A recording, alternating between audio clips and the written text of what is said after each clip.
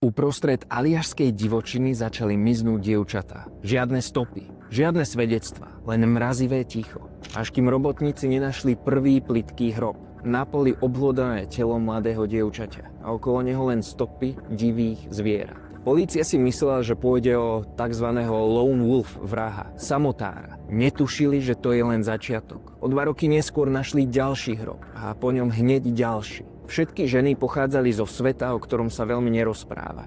Tanečnice, sexuálne pracovníčky, rôzne stratené duše, ktoré nikto nehľadal. A všetky mali rovnaké zranenia. Ako by pred smrťou utekali nahé cez neútosnú divočinu. Zlom prišiel, keď sa jedného letného večera 19-ročnej Cindy podarilo utiecť mužovi, ktorý ju držal spútanú v pivnici plnej loveckých trofejí. Autoritám opísala jeho dom, auto, dokonca lietadlo. Spomenula aj tvár, ktorá bola celá posiata jazvami. Polícia tak mala meno, ale nemala dôkazy, až kým neobjavili tajnú miestnosť v jeho izbe s trofejami. V nej boli šperky mŕtvych dievčat a mapa. Na nej malé hviezdičky, roztrúsené naprieč aliašskými lesmi. Každá hviezdička znamenala jedno miesto, jeden hrob, jednu korisť. Boli to jeho trofeje. A lovec, ktorý za to všetko niesol zodpovednosť, sa volal Robert Hansen. Muž, ktorý lietal do odľahlej aliašskej divočiny so svojimi obeťami. Tam ich pustil, dal im náskok a potom ich lovil ako štvanú zver. Celý tento mrazivý prípad sme rozobrali v našom dokumentárnom krimi podcaste Vražedné psyché, konkrétne v epizóde číslo 46 z prvej série. Táto epizóda nesie názov